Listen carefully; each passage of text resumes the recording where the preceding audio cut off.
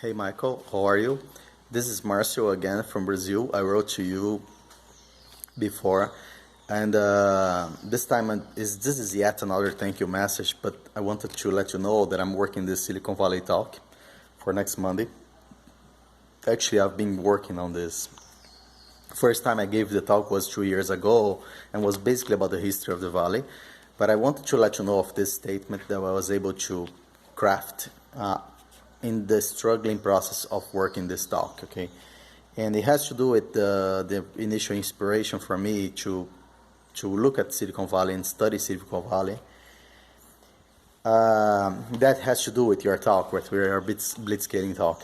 So this I'm translating real time from Portuguese. So the statement is, the fundamental question about Silicon Valley has to do with possibility and opportunity. And possibility and opportunity has to do with what's important, not with what's urgent.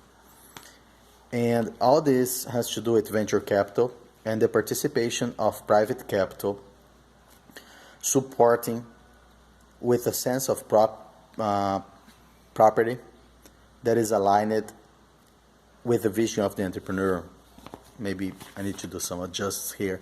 But for me, it can be like a dumb statement. I don't know. It can sound too simple. But for me, it's a kind of a glue. It helps me even like a north for the whole talk. Just to summarize how I structured this talk, because this is, of course, yet another Silicon Valley talk, right?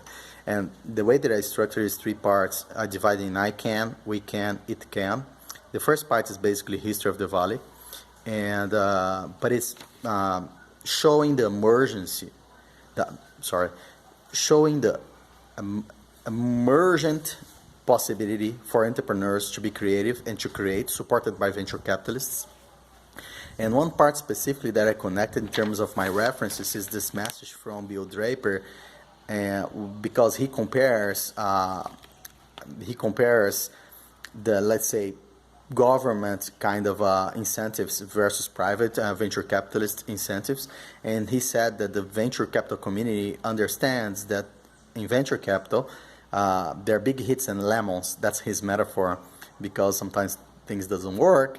And of course, there are differences between venture capitalists as well. But the venture capitalists that decided to invest in the valley, these are more open to investing in this possibility that things may not work.